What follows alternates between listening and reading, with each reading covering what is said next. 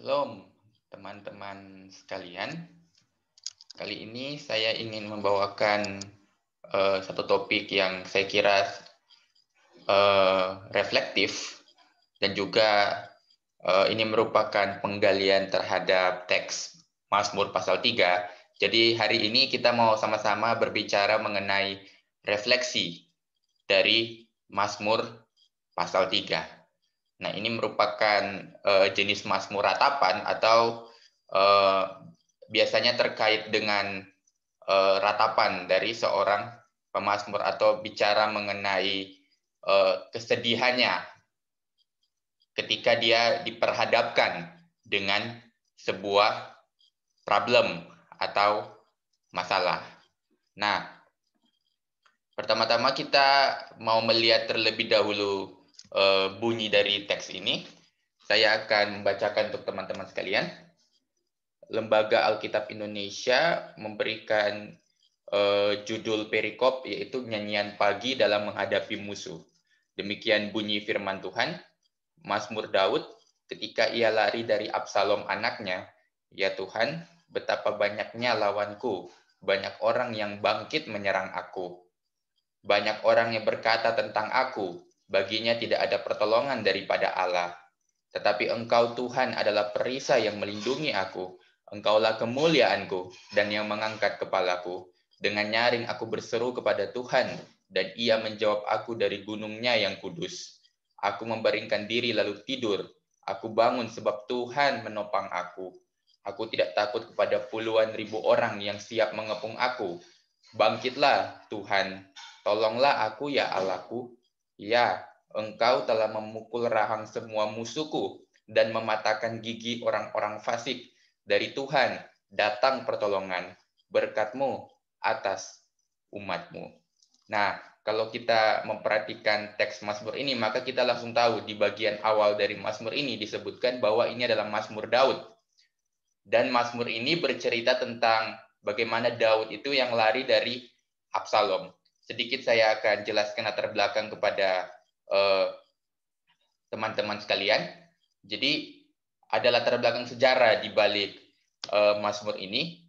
Kalau kita melihat di dalam teks 2 Samuel 15 ayat 1 sampai dengan 2 Samuel 19 ayat 43, kita sama-sama menemukan bahwa di dalam kisah itu Absalom, salah seorang anak Daud itu melakukan pemberontakan gitu kepada Daud.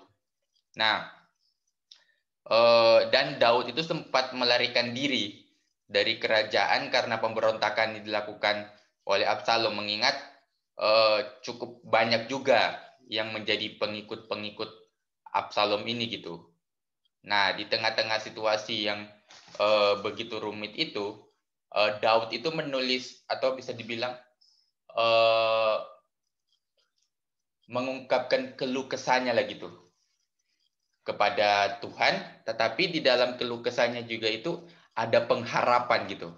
Nah, jadi kita sudah sama-sama tadi saya sudah sebutkan bahwa latar belakang sejarah dari Mazmur pasal 3 ini sebetulnya adalah kisah pemberontakan Absalom, anak Daud, kepada Daud sendiri. Tentu ini bukan merupakan hal yang mudah karena yang kalau teman-teman tahu Absalom ini adalah anak pertama Daud. Jadi ketika dia melakukan pemberontakan, tentunya ini bukan merupakan sesuatu yang mudah yang bisa diterima ataupun dihadapi oleh Daud.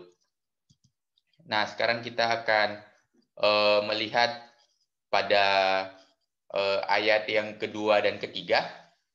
Nah, kalau kita melihat pada ayat yang kedua, kita menemukan ada kata bangkit. Jadi banyak musuh itu bangkit melawan pemazmur. Nah, musuh-musuh itu sebetulnya adalah musuh nyata yang berserakan melawan pemazmur, dan kata-kata mereka itu mengungkapkan harapan mereka sendiri gitu. Bahwa mereka sangat yakin bahwa bagi Daud tidak ada pertolongan daripada Allah. Jadi mereka yakin bahwa Daud ini tidak disertai oleh Allah gitu. Nah, nanti kita akan melihat secara lebih mendalam tentang konsep penyertaan ini.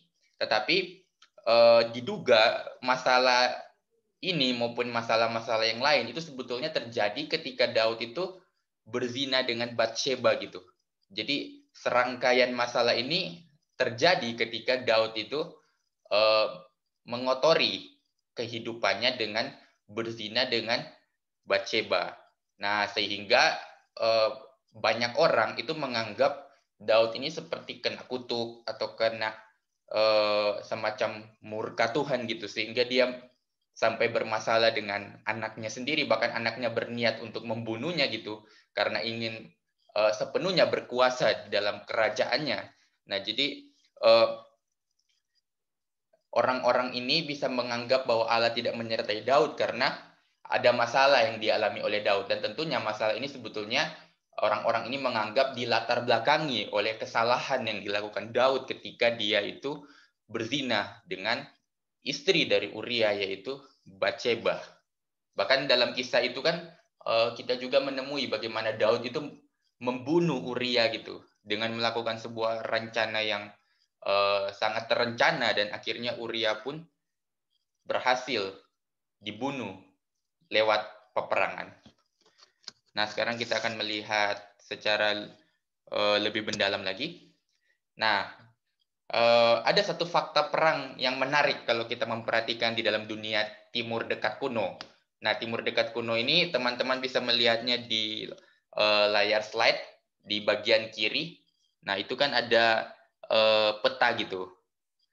Nah, ada Kanaan, ada Egypt, dan lain sebagainya. Nah, Timur Dekat kuno itu bicara mengenai Timur Tengah. Nah, jadi Timur Dekat kuno ini, kalau sekarang kita lihat, itu ada di Timur Tengah. Nah, dalam praktik perang di Timur Dekat kuno, itu peran para dewa itu dianggap sangat penting gitu. Jadi, merupakan hal yang umum bagi satu negara itu untuk mengejek musuh dengan kata-kata yang menyatakan bahwa para dewa telah meninggalkan kalian. Nah, jadi sebetulnya kemenangan di dalam perang itu ditentukan oleh penyertaan dari Tuhan mereka gitu, atau dari dewa mereka gitu. Nah, itu yang diyakini oleh orang-orang Timur Dekat kuno. Jadi tanpa penyertaan, maka suatu bangsa atau negara yang berperang itu pasti kalah. Jadi ketika Daud ini diejek di dalam Mazmur pasal 2 ayat di dalam Mazmur pasal 3 ayat 3, sebetulnya ini bukan ejekan yang main-main gitu kalau kita mempelajari budayanya gitu. Ejekan ini justru sangat membuat apa ya? Daud itu terintimidasi gitu, karena memang pada zaman itu kemenangan itu ada di tangan Tuhan, ada di tangan 100% di tangan Tuhan. Jika Tuhan tidak menyertai, maka kemenangan pun tidak akan terjadi gitu. Nah, jadi kita sudah melihat kompleksitas dari masalah Daud ini. Nah, sekarang kita akan melihat pada ayat 4 dan 5. Ayat 4 dan 5 ini sebenarnya berbicara mengenai Daud atau pemazmur yang mengungkapkan keyakinan pada kemampuan Tuhan untuk menjawab doa. Nah, tetapi di tengah-tengah situasi yang begitu mencekam, yang begitu sulit, di tengah-tengah kompleksitas yang begitu sulit, nah pemazmur itu atau Daud, dia mengalihkan pandangannya dari banyak musuh itu kepada Tuhan gitu. Nah, kita bisa melihat kan di dalam ayat yang keempat, tetapi Engkau Tuhan adalah perisai yang melindungi aku, Engkaulah kemuliaanku dan yang mengangkat kepalaku. Nah, jadi Daud itu memalingkan, kalau di dalam ayat 2 dia melihat musuh-musuhnya, tetapi di dalam ayat 4 dia memalingkan pandangannya bukan lagi kepada musuh. Dia bukan lagi memandang musuh, tapi dia memandang Tuhan. Nah, jika seseorang meratap terlalu lama pada musuh dan kekuatannya, musuh tumbuh dalam pikirannya menjadi proporsi yang sangat besar gitu. Jadi kayak misalnya kita itu terlalu melihat musuh itu sebagai sosok yang tidak terkalahkan gitu. Sebetulnya musuh itu bisa dikalahkan, tetapi karena kita terlalu terintimidasi dengan kekuatan dari musuh itu, maka kita pun merasa dia itu terlalu kuat, merasa dia itu terlalu besar, sehingga kita pun tidak sanggup gitu mengalahkan musuh itu. Nah, itu kan yang terjadi juga kan di dalam perjanjian lama. Kalau kita melihat di dalam Ulangan pasal 1 ayat 28, di situ kan dikatakan, kemanakah pula kita maju, saudara-saudara, kita telah membuat hati kita tawar dengan mengatakan orang-orang itu lebih besar dan lebih tinggi daripada kita. kota-kota di sana besar dan kubu-kubunya sampai ke langit. Lagi pula kami melihat orang-orang enak di sana. Nah, jadi sepertinya dalam teks ini ada ketakutan gitu di dalam pikiran orang Israel gitu. Bahkan sebetulnya mungkin saja ketakutan itu sebenarnya lebih besar daripada faktanya gitu. Nah, itu dia. Jadi kalau kita itu fokus kepada musuh kita, menganggap musuh kita ini terlalu sulit dan terlalu melihat bahwa tidak ada yang mungkin bisa mengalahkannya, maka gambaran terhadap musuh itu atau tantangan terhadap musuh itu menjadi semakin besar gitu. Nah, jadi harus dari ayat ini sebetulnya mau menyampaikan kepada kita bahwa beralih ketika kita itu diperhadapkan dengan seorang musuh, maka jangan fokus kepada musuh itu, tetapi kita beralih kepada Tuhan. Nah, kekuatan hipnotis, jadi saya pakai kata hipnotis, ini maksudnya seperti yang tadi sudah saya sebutkan bahwa karena mereka terlalu fokus, kalau jika kita terlalu fokus kepada musuh, maka musuh itu seolah-olah menghipnotis kita gitu. Dia menjadi sangat besar, padahal pada realitanya nggak sebesar itu sih. Nah gitu. Musuh rusak ketika seseorang mengalihkan pandangannya kepada Tuhan. Nah jadi kekuatan jika kita itu beralih kepada Tuhan, tidak fokus kepada musuh itu, maka kita dapat mematahkan gitu sebuah ketakutan di dalam pikiran kita yang sebenarnya tidak sesuai dengan realita gitu. Seperti itu. Yang mampu bertarung dan memberikan kemenangan. Ketika kita fokus kepada Tuhan, maka Tuhanlah kita tahu yang akan memberikan kemenangan kepada kita, yang akan bertarung bersama dengan kita, sehingga kita bisa menghadapi setiap musuh-musuh di dalam kehidupan kita. Nah, itu pun yang sebetulnya disebutkan di dalam Ulangan pasal 1 ayat 29 sampai 30. Saya akan coba membacakan kepada teman-teman sekalian. Ketika itu aku berkata kepadamu, janganlah gemetar, janganlah takut kepada mereka. Tuhan Allahmu yang berjalan di depanmu, dialah yang akan berperang untukmu, sama seperti yang dilakukannya bagimu di Mesir di depan matamu. Nah, jadi ketika Musa berkata kepada orang-orang Israel bahwa bukan Musa, tapi ada seorang pengintai yang berkata kepada pengintai-pengintai yang lain gitu bahwa ketika mereka, jadi dia itu kayak memberikan motivasi kepada pengintai-pengintai yang lain gitu bahwa ketika mereka itu tidak berfokus kepada musuh tetapi berfokus kepada Tuhan, maka Tuhanlah yang akan bertarung bersama dengan mereka, yang akan memberikan kemenangan kepada mereka. Jadi pengintai ini dia itu tahu dan yakin bahwa sebetulnya seberapa besar pun musuh kita gitu, kemenangan tetap di tangan Tuhan, bukan di tangan musuh. Jadi kemenangan tidak ditentukan oleh kekuatan siapa yang lebih besar gitu secara manusiawi, tetapi kemenangan ditentukan oleh siapa yang disertai Tuhan. Seperti itu. Nah, ini tentunya sangat menarik. Nah, sekarang kita akan melihat kelanjutannya lagi. Nah, kalau kita melihat pada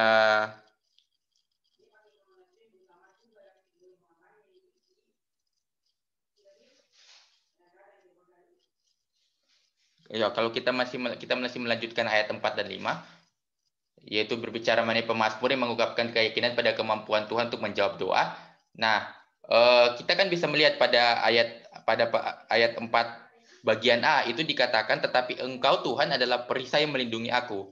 Nah, pemazmur yang dihadapkan pada musuh sekarang ingat bahwa Tuhan itu melindunginya dari segala sisi. Nah, jadi perisai ini bukan hanya bicara mengenai kayak di depan gitu kan. Kalau kita melihat seorang prajurit itu biasanya perisainya itu kan di depan gitu kan. Jadi belakang, kiri, kanannya itu nggak terlindungi, tetapi perisai yang daripada Tuhan itu betul-betul melindungi kita seutuhnya gitu, melindungi kita seutuhnya. Nah, mengangkat kepala pada bagian B daripada ayat 4 ini itu sebetulnya secara umum itu menandakan perpindahan diri daripada keputusasaan. Biasanya kan kalau orang putus asa itu kayak kepalanya di bawah gitu, terus merasa sudah lesu dan lain sebagainya, merasa lemah, merasa takut dan lain sebagainya. Tapi ketika dia mengangkat kepala, nah sebetulnya itu menunjukkan bahwa ada pengharapan di dalam dirinya gitu. Ada pengharapan bahwa keputusasaan ini atau bahwa masalah yang dihadapi ini bisa terlewati. Nah, Tuhan tidak hanya melindungi, tetapi pada ayat 5 kalau kita melihat, dengan nyaring aku berseru kepada Tuhan. Jadi ketika Daud ini telah tidak berfokus kepada masalahnya, tidak putus asa lagi, tetapi dia mengangkat kepalanya, dan dengan nyaring dia berseru kepada Tuhan, maka Tuhan itu menjawabnya dari gunungnya yang kudus. Nah, ini bicara mengenai Tuhan yang menjawab permohonan dari anaknya, dari orang-orang yang berseru dan memohon pertolongannya. Nah, sekarang kita akan masuk kepada bagian yang berikutnya, yaitu ayat 6 dan 7, yang berbicara mengenai pemazmur yang percaya sepenuhnya kepada Tuhan. Nah, keyakinan pemazmur bahwa Tuhan mendengar dan menjawab doanya memungkinkannya untuk tenang. Nah, itu sangat jelas di dalam ayat 6. Kalau teman-teman melihat, aku membaringkan diri lalu tidur. Aku bangun sebab Tuhan menopang aku.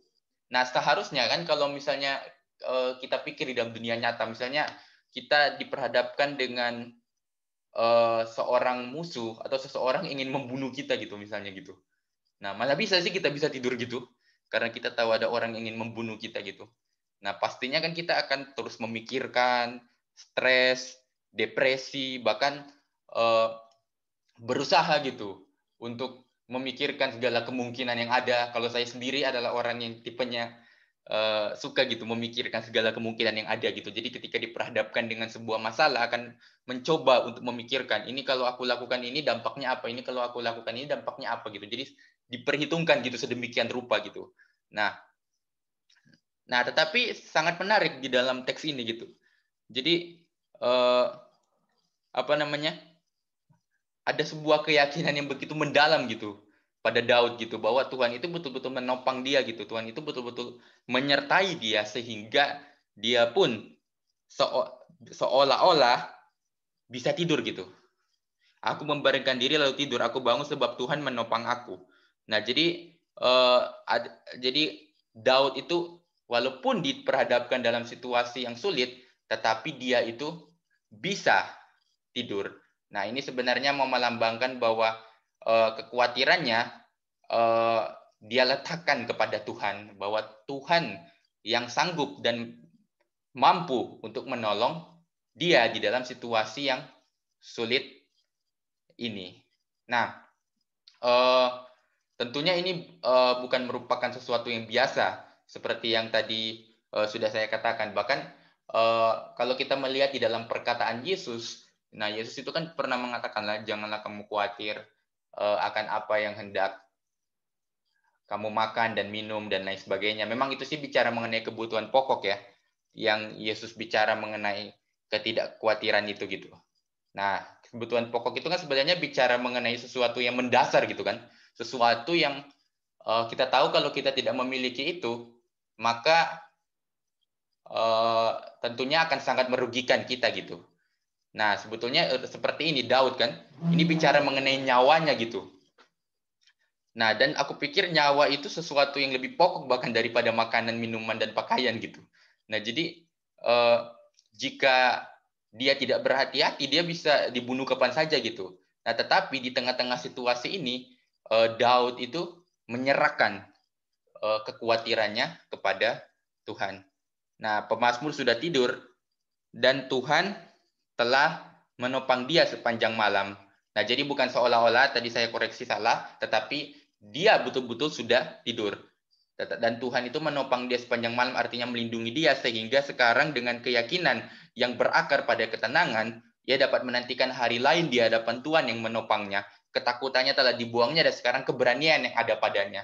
Nah, jadi karena dia sudah bisa tidur, dan ketika dia bangun besok pagi, dia masih baik-baik saja, maka sejak saat itu, keyakinannya semakin terasa. Dia semakin yakin bahwa sesungguhnya Tuhan itu ada bersama dengan dia, dan di tengah-tengah situasi yang sulit itu dia tetap aman karena Allah menyertainya, karena Tuhan menopangnya dan tidak membiarkannya. Ketakutannya itu pelan-pelan mulai terbuang dan keberanianlah yang muncul. Nah, sekarang kita akan melihat pada bagian terakhir daripada Mazmur ini. Nah, kalau kita melihat secara serius, maka ayat 8 dan 9 itu berbicara mengenai pemazmur yang berdoa untuk kemenangan Tuhan. Nah, kalau kita melihat pada ayat 8, bangkitlah Tuhan, tolonglah aku ya Allahku. Nah, dalam pemahaman Ibrani tentang peperangan, kemenangan itu hanya bisa diraih jika Tuhan berperang di dalam dan melalui umatnya. Nah, tadi juga seperti yang dikatakan di dalam fakta perang Timur Dekat kuno, bahwa kemenangan itu sebetulnya berasal daripada Tuhan. Jika Tuhan tidak menyertai, maka kemenangan adalah sesuatu yang mustahil. Tidak cukup. Nah, selama masa raja-raja Israel ketika tentara bersiap untuk berperang, kepergiannya akan sia-sia kecuali jika Tuhan bangkit dan menyertai mereka. Nah, kita juga kan bisa melihat kan di dalam kisah, di dalam raja-raja misalnya, terus dua raja-raja, bagaimana sering disebutkan gitu kan. Bahkan seorang raja itu yang bertanya kepada seorang nabi, apakah Tuhan akan memberikan kemenangan kepada kita. Misalnya kisahnya Ahab dan Yosafat gitu, di mana Yosafat itu meminta Ahab untuk kita bertanya kepada Tuhan apakah kita akan memperoleh kemenangan ketika berperang. Nah, jadi itu sebenarnya menunjukkan bahwa di dalam kebudayaan saat itu mereka tahu bahwa kemenangan itu hanya berasal daripada Tuhan. Nah, pemazmur berdoa agar Tuhan itu memukul rahang semua musuhnya. Itu bisa kita lihat pada ayat 8b, ya engkau telah memukul rahang semua musuhku. Nah, ini sebenarnya merupakan ungkapan simbolis yang berarti memberikan penghinaan besar gitu. Nah, ini belum terjadi peristiwa ini, tetapi Daud itu seolah-olah begitu yakin bahwa itu terjadi gitu, bahwa itu bahkan pas atau sudah terjadi, padahal belum terjadi sebenarnya gitu. Nah, jadi ini sebenarnya menunjukkan juga keyakinan Daud yang semakin kokoh gitu, bahwa Tuhan itu akan memberikan penghinaan besar gitu kepada musuh-musuhnya gitu. Nah, terus pemazmur juga berdoa pada ayat yang pada bagian C, ayat 8. Pemazmur berdoa agar Tuhan itu mematahkan gigi orang-orang fasik. Ini sebenarnya juga merupakan ungkapan simbolis yang berarti tidak dapat berkata-kata gitu. Nah, ini juga belum terjadi, tetapi Daud begitu yakin bahwa Tuhan itu akan membuat musuhnya itu bungkam gitu, nggak bisa berkata apa-apa karena melihat bagaimana Tuhan itu menolong dan menyertai dia. Melihat bagaimana Tuhan itu tidak membiarkan dia, melihat bagaimana Tuhan itu bersama dengan dia, sehingga itu semua menunjukkan bahwa dia itu disertai.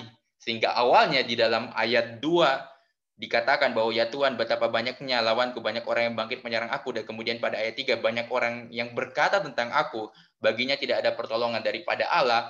Nah, rupanya orang-orang yang berasumsi demikian akhirnya bungkam gitu. Karena faktanya, karena realitanya, Daud itu disertai oleh Tuhan. Nah, pada bagian terakhir dari Mazmur ini, kalau kita melihat pada ayat 9, dari Tuhan datang pertolongan, berkat-Mu atas umat-Mu. Nah, Mazmur ini diakhiri dengan keyakinan tertinggi dari pemazmur, bahwa pertolongan itu datangnya dari Tuhan. Kemenangan tidak hanya berarti penaklukan musuh. Jadi kemenangan itu bukan hanya berarti musuh itu ditaklukkan. Musuh itu kalah, tetapi ada berkat ilahi atas umat Tuhan itu sendiri gitu, dikatakan di situ. Jadi dari Tuhan datang pertolongan. Jadi pertolongan itu berasal daripada Tuhan, tetapi Tuhan juga berkenan gitu untuk memberkati umatnya gitu. Dia tidak hanya sekedar menolong umatnya, tetapi dia juga memberkati umatnya. Nah, tentu saja berkat di sini bisa berarti banyak hal gitu. Entah itu bicara mengenai perlindungan, entah itu bicara mengenai penyertaan, entah itu juga bicara mengenai kesehatan dan lain sebagainya gitu. Jadi Tuhan tidak hanya sekedar menolong bangsa atau Daud di dalam peperangannya dengan orang-orangnya. Jadi Daud dan orang-orangnya tidak hanya disertai untuk menang perang, tetapi mereka juga ditolong supaya tetap misalnya tetap hidup dan lain sebagainya. Jadi itu semua menunjukkan berkat Tuhan bagi mereka gitu. Seperti itu. Nah, kiranya renungan ini dapat memberkati kita semua dan memberikan perspektif bagi kita semua bahwa ketika kita diperhadapkan dengan seorang musuh atau bicara mengenai masalah, problem, tantangan-tantangan yang ada, maka janganlah kita berfokus kepada semua musuh itu, tetapi berfokuslah kepada Tuhan. Dan Tuhanlah yang sanggup untuk memberikan kemenangan kepada kita, tidak tergantung dari setiap situasi yang kita alami, tetapi tergantung daripada Tuhan. Karena itu marilah kita seperti Daud meminta pertolongan Tuhan ketika kita diperhadapkan dalam situasi yang sulit. Terima kasih. Pada akhirnya saya berkata, Soli Deo Gloria, segala kemuliaan bagi Tuhan. Tuhan Yesus memberkati.